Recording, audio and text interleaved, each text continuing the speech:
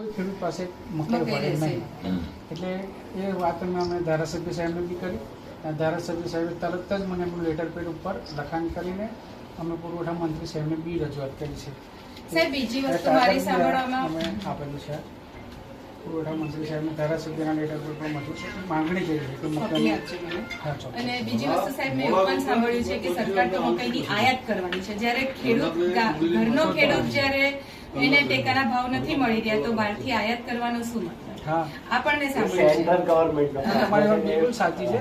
એટલે આ જે તમે અમને આવેદનપત્ર આપ્યું છે એના ઉપર અમે ફરી સરકારશ્રીમાં રજૂઆત કરીશું અને વહેલી તકે મકાઈના ખરીદ સેન્ટર ચાલુ થાય એના તમામ પ્રયત્નો અમે કરવા તૈયાર છીએ.